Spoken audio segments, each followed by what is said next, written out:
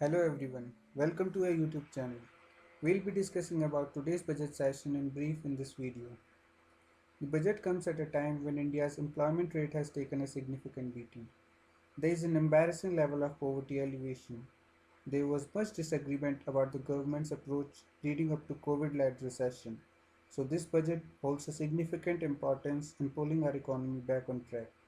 While presenting the budget, the minister said, our country is expected to grow at 9.27% in the coming years. For this, the focus will be on four pillars of development, which are inclusive development, productivity enhancement, energy transition, and climate action. Let us take a look at some of the key takeaways from this budget. The minister proposed no change in income tax slabs, and IT returns can now be revised for omission or mistakes for up to 2 years. She, however, proposed that both central and state government employees' tax deduction limit be increased from 10 to 14%. She said that this move will help social security benefits of state government employees and bring them at par with central government employees. She also proposed a reduction in corporate surcharge and said that any transfer of virtual digital asset shall be taxed at the rate of 30%. Any income from transfer of any virtual digital asset shall be taxed at the rate of 30% too. So, the government has clearly made up their mind to crush down crypto transactions with heavy taxation. In a big boost to the economy, the digital rupee using blockchain and other technologies will be introduced by RBI this year. It will be a more cheaper and efficient currency management system, she said. In an ambitious decision, looking at the stressed fiscal scenario, the government has set a target to reduce fiscal deficit to 6.4% in the current financial year from estimated 6.9%. Now some brief insights into the economic survey 2022 that was released a day earlier, putting the spotlight on the way forward after the pandemic. This economic survey has analyzed aspects such as inflation, global liquidity measures, and rising energy prices to detail the risks for the economy going ahead. It has also taken stock of growing revenues to indicate the availability of fiscal space. The survey has noted that growth will be supported by widespread vaccine coverage, gains from supply side reforms, and ease of regulations.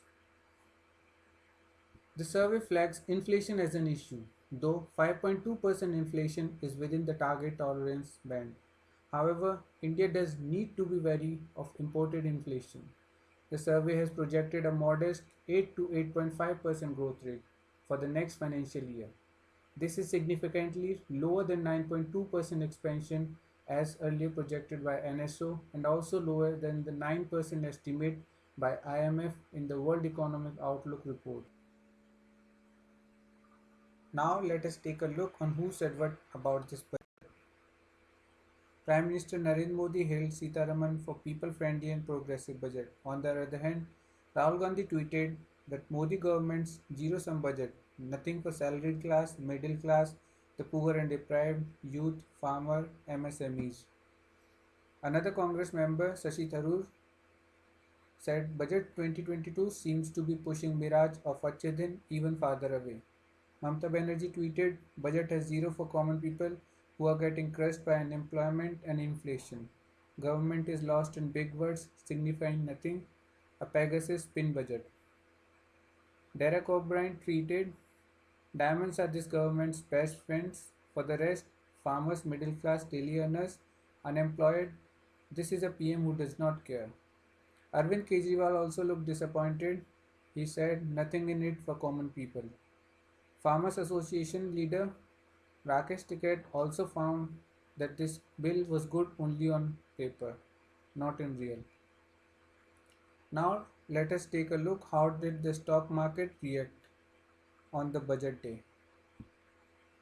So according to the Hindu expert, boost to mental health care sector is welcome but other services were ignored in the budget. Money control website says market may witness high volatility this week because of the budget.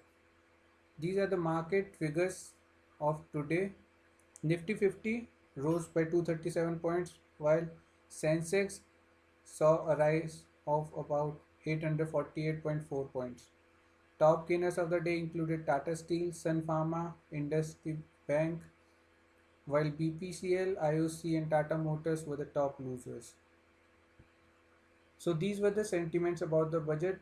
All in all, it was a budget for nation, not election. Thank you for watching the video.